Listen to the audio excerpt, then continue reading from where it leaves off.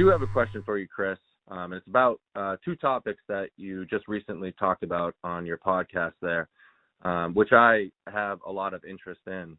I'm a first-year writer, so this is my first complete year, and I'm loving it thus far. I work at a great dealership that's busy and has been a pleasure to work for thus far. But for the past 20 plus years, I've worked in public service in education. So, I bring a lot to the table, and I believe that a lot of the things that you review in your show are truthful. So I was listening in about focusing on the things that you can control, like that 85% you were saying. Previously, before that, you were also talking about gross profit. And as writers, how it's the worst way to pay the advisors and the writers, which I agree with you 100%.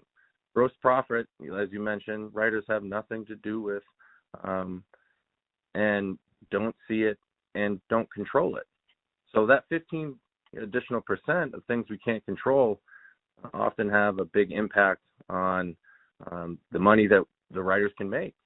So my question to you, if this was the worst way to pay the advisors, what's the skinny on the other ways to pay us? Appreciate you taking my call, Chris. Look forward to hearing some answers. Thanks for the question. So if you heard me talk about NADA, what happens is dealers go to 20 group meetings, and then somebody in there says, oh, I pay my advisors on gross. You got to pay them on gross. They have no idea why. Most dealers don't even understand service. And so they think that by paying advisors on gross, they're protecting themselves somehow. Like they're punishing the advisors.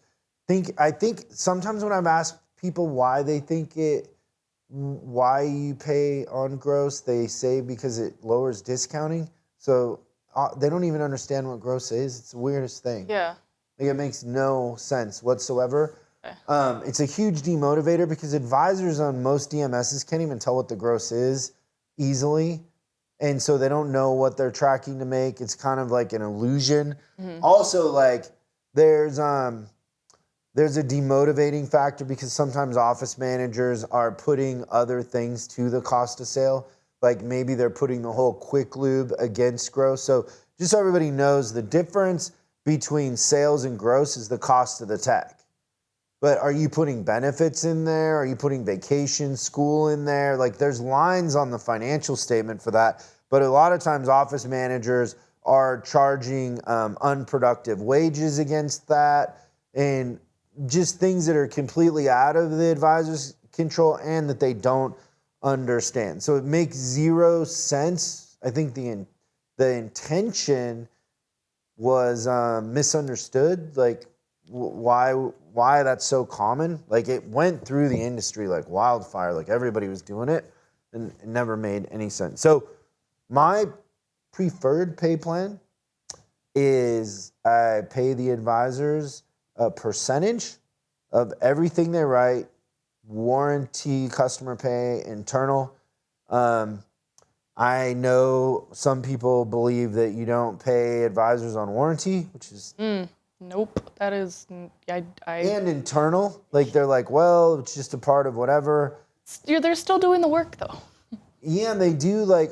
it's so funny. Like, I don't know how many times there's been, somebody who says, like, they're adamant, I don't pay advisors on internal.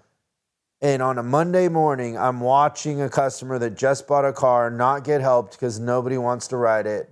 And they're sitting in their office checking their email with their seatbelt on, completely oblivious to the fact that they're wrong in their opinion and understanding of what that does. So the other thing is, so then another trend is that they will pay just on labor, not on parts.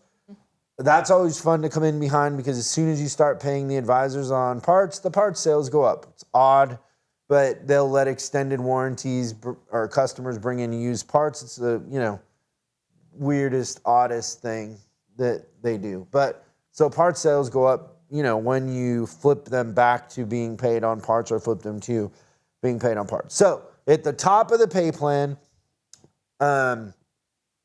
and usually I try to make this 50% of the advisor's pay is a percentage of parts, labor, internal warranty, customer pay, right? So that's 50% of the pay. Now, that'll change if I'm in a scenario where the advisors are going to have a base.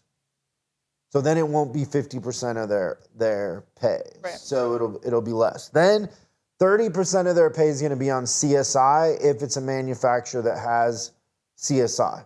So let's say an advisor makes $6,000 in a month and they don't hit CSI, I want them to make $4,000. I want it to hurt. I want them to be vested. I don't want an advisor that will just sell and doesn't care about CSI or the customer experience. Thanks so much for watching this clip of Service Drive Revoluuuuuutioooonnn. We're uploading new stuff every day, so make sure you subscribe and click the bell icon so you don't miss out.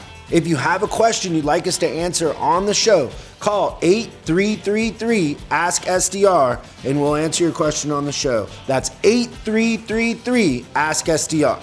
For special deals on our books and training, head over to offers.chriscollinsinc.com. Now that's offers.chriscollinsinc.com. I'm Chris Collins, and I'll see you in the next video.